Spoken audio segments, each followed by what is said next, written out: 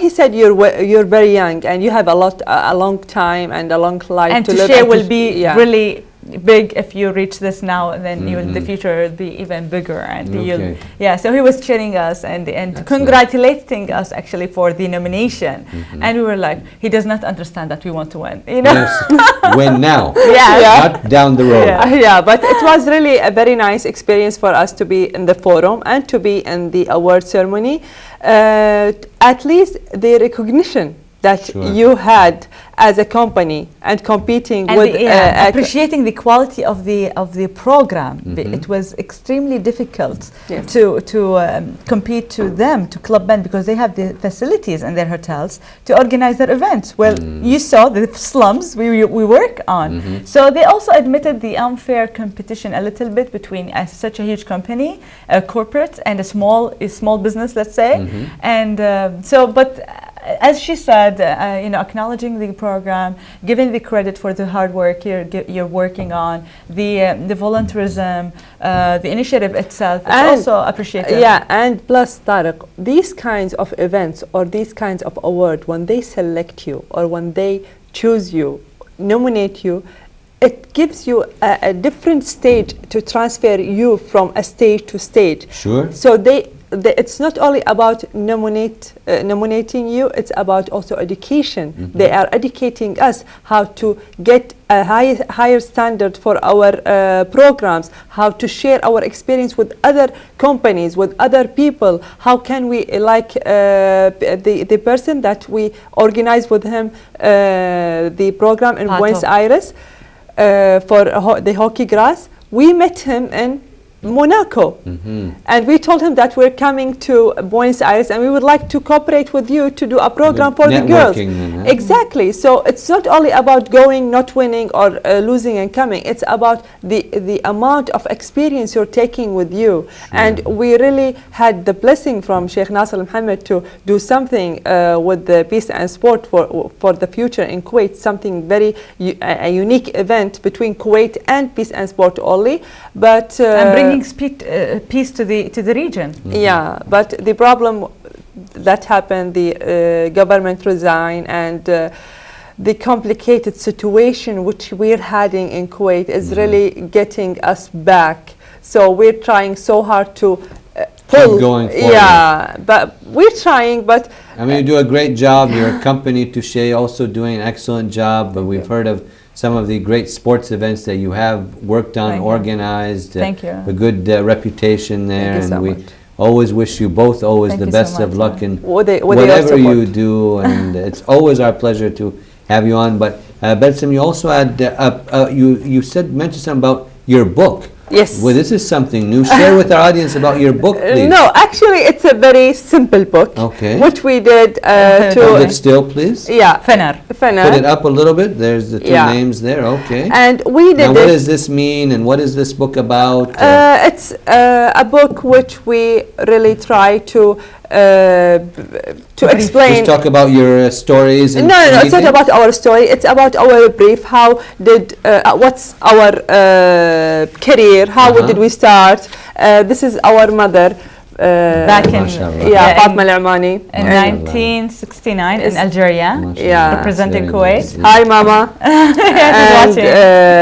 She's watching. And here our picture, the three generation. Keep it still, my mother, me, and Lulu have the same pose. So this is history, Tariq. So we are explaining our experience with people, sharing, because sometimes when you go to forum, people keep asking you, they need to know. So this book is briefing.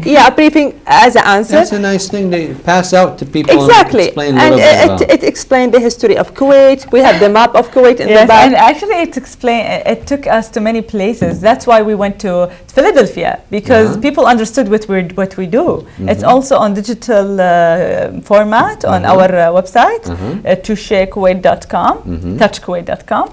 And it's under our book, Fener. It's also it's quick highlight. It says a highlight on women's sport journey in Kuwait, because we want to tell people that we have not discovered sport. It's not us, you know. There were people before us who started. There were champions in horseback riding. There were a lot of women who has done something. We cannot forget them and pass by, you know, and say, well, here we are. It's a history. Exactly. It's we evolved from other women as well, and we should not ignore them. And this is where we made sure that it takes You documented that there. We document as much as we could, of course. You know, it's a very personal effort. And of course, it can be much better if we have better documentation and academic references. But this is as much as we could do. So I hope people you can enjoy it online if they can have the time for it. It's a very nice little book that I was Actually, taking it's a a look copy at for it you. earlier. Yes. But we have to write for him a dedication after. Yes, we will write a dedication. It's very kind of both of you. And Balsam, you also have a book there. We were talking about that before we came on air. What is this about, and who is this? Yeah, Lulu will explain better than me because she has the passion more than me. Okay, well, we can just hold it still and go ahead, please. This book is from the photographer. Actually, he was a billionaire, and then he's went to photography career, and then from photography he started to be a philanthropist. So this book is when he became a billionaire, he said, I'm going around the world to take pictures, and then he discovered that this is a problem, and he became a philanthropist. So what's the problem? The problem there are keep it still. Go ahead. Yes, so there's a close-up. Bobby Sager. You can Google his name and you will find his story. Okay. Bobby Sager, he takes pictures around the world, and he found these cute kids. You know, I will start sharing with you. He wrote us some documentary, some dedication, but the most important thing about the book is that he said, hope isn't just nice, it's a game changer. A game changer, exactly. It's giving a hope. Some very inspirational quotes. Yeah, but I would like to see to find a picture, one of the which makes him think about how can he do a real change in the world. What hope means for him. Sometimes there is a moments which people face in life, and they don't know that this is the turning point in their life. I think it's in the middle. It's in the middle. Okay.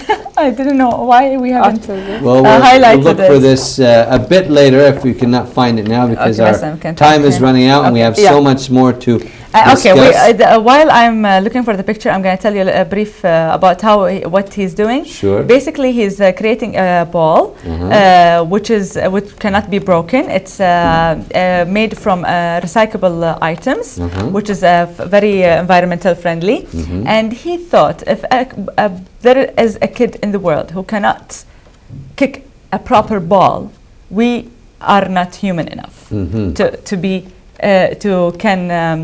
to not being able to help a kid to play in the world, no matter how poor this kid can be. So this is the ball he found. He found in the Islam. For us, kids are playing. Wow. This is of what, recycled? No. This is the garbage items that they take. This is how they make their ball to play, and it's made from, sorry for the words, cow shit, and it's wrapped with some old plastic, and this is what they play with. Okay. So he decided to take these pictures from different, different images he'd been visiting, do this book, and then say, if you buy this book, he can afford to make a ball. So it's also for a good cause then? Yes, this book is made just to get them. Good to Google that then. What's the name again? Bobby Sager. Okay. With G. And actually in the one in Kuwait, the one shop, they have supporting him. Yeah, they are supporting him, and they have a rack there where they can buy a book, give a ball. This kind of development we're talking about. Kids are hungry. It's not all about donation. It's not about charity. People are making charity. This is beautiful. Kids are having meals. Kids are having blankets. But at the end of the day, if a kid cannot kick a proper ball, I mean, in which planet are we? This is really depressing, and we should look at these small details that everybody likes to play, everybody has to go, and why not have the chance? Even poor people wants to play. Sure, everyone wants to get involved and to have a healthy environment, to have a healthy life, to just to have a very normal life. We don't want to stick in the normal line of donating only money, blankets, food, medicine. We have to develop and create a healthy environment for them for the future, to let them maintain their life. So this is what we are really trying to do. And now we want to come back a little bit to Kuwait, as our time is coming down. We have about 3 minutes left on this week's episode. And Happy New Year, everybody! Just a little more, then we wish them Happy New Year. Okay. So, what do you have plans in Kuwait? I mean, do you have any events coming up for the women here that you like to do, or? And then before we get to that, myself and the staff would like to thank you. Thank you. This is a very nice gift that you dedicated to us here. And we wrote a very nice dedication in the frame down. And we appreciate that very much. So just briefly tell us about this, Lulwa. This is the Sport Open Day, and this is a group picture we had between Argentina, in Argentina, Buenos Aires, and the girl drew one of the girls. Everybody drew for us, but this draw is special because she actually briefed the day, what she had learned.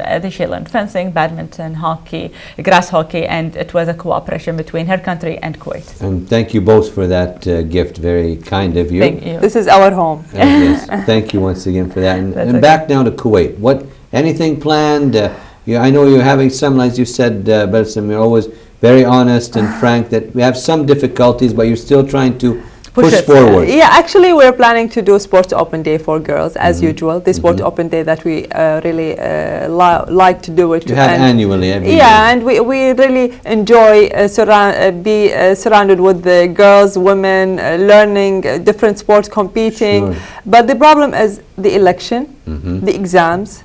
And we will start our trip for another work in February. So the problem is how can you manage between your work and the local work that we are willing to do. But I think maybe within next month I think we will create a Sports Open Day for girls, and we would love to host them, and to foreigners and Kuwait, of course, everybody can come. Please keep us informed about that so we can tell our audience. And Lula, what do you hope for sports in Kuwait, especially for women? I hope women stop thinking that walking is a sport. I hope women will actually have more awareness. They have awareness, but they have more awareness of doing sport is just part of your daily life. Eating, sleeping, doing sports is very equivalent activity. Enjoying sport and not torturing themselves on treadmills is very important. Sharing it with the family. It's a family event. It's it's a lifestyle. It's a lifestyle. Doing it with your kid, with your husband, with your mother. It's also bring people to get more together. And sport is not a hobby only. Sport is a social life you can make out of it. I made a lot of friends out of sports, and I actually start cooking with them later on, and they came to my home, like you've seen before. So create your life around sports, and it will really make you feel better. I'm sure. And as we're coming towards the end of this week's episode and our last episode of the year, any last comments, Balsam, for our audience watching in Kuwait or wherever they may be watching around the world? Thank you very much for watching. Thank you very much for supporting us all these years. And we really have a great hope for next year that it will be much better than this year, achieving much more achievements and honoring Kuwait around the world, creating see our dream come true, and creating the difference that we would love to see in the future. We would like to thank our family, my mother, my beloved husband Abdullah, and I would love to say to my son Adnan, happy birthday, because tomorrow is his birthday. And happy birthday then to him. He will turn into 5 years old. And also to Imad. He just Imad, our assistant director here. Yes. Also his birthday today. Happy birthday, Imad. Happy birthday. And you've been our friend for a long time. Yes. And I really wish for me and for Lulu much success than what we had created for ourselves. And we will never ever reach this achievements without people who surrounded us and the support of Kuwait. Yeah, and the support of the government and the country, and we were honored actually always, and we will that Kuwait is a great country, and we really honored to represent it. Of course. And Lulwa, any last words for the audience? Yes. Celebrate as much as you can. Okay. New Year's. Yeah. Okay, in your room. Okay, just celebrate with your family. Yeah, the mirror. See more people. The restaurants. Yes, yes. Okay, celebrate. In the sense of happiness and prosperity. Have a good time. I really am looking forward for the next 2012 to be a great year. Just the thought of it, it's going to be a very positive year. I think it will make it positive. Just because I thought about it, it's going to be positive. You're both very positive. Yeah, and just try to make your best, even if you're surrounded with negativity. It will make it much better than just being negative. So smile, look at the mirror, and celebrate as much. Be happy. Yes. Don't worry. We deserve it.